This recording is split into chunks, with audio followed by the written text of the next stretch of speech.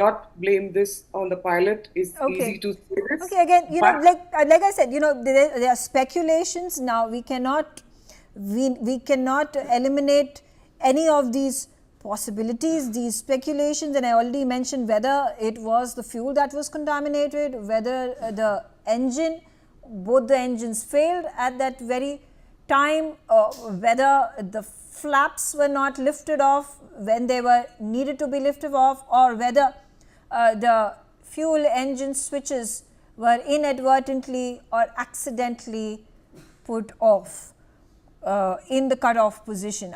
Squadron leader Dipti Kala also on the show with me. Dipti, how do you gauge this entire situation?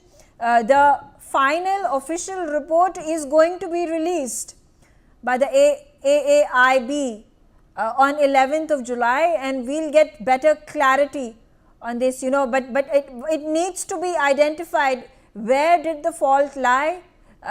So many lives that were lost, and the question over here is about the credibility and efficiency of one of the biggest aviation companies in the world. Yes, good evening, Megha. First of all, I would agree 100% to the co-panelist. See, of course, it is speculation that we are talking about today evening. And when specifically, Meghna, you are talking about that the speculation is about the fuel switch getting malfunctioned, or probably the entire statement that we've been talking about is about inadvertently or intentionally by the pilot. So 100% it is wrong, because even if there has been a situation, okay, hypothetically, even if there has been a situation wherein the fuel switch has malfunctioned, so then we have to understand that by sitting outside, somebody in this world can't decide that it was done by intentionally or inadvertently by the pilot.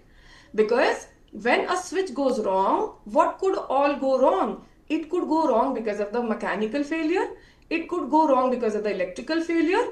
Third comes then the human factor or the operational errors. And fourth comes is the environmental or external factors like dust, debris, contamination, corrosion, something like that. So when we are considering a switch malfunction, there could be so many issues. Now, these 4 issues is something that I have spoken about the major part of it. Under mechanical failures itself, there could be another 5 to 6 reasons for that.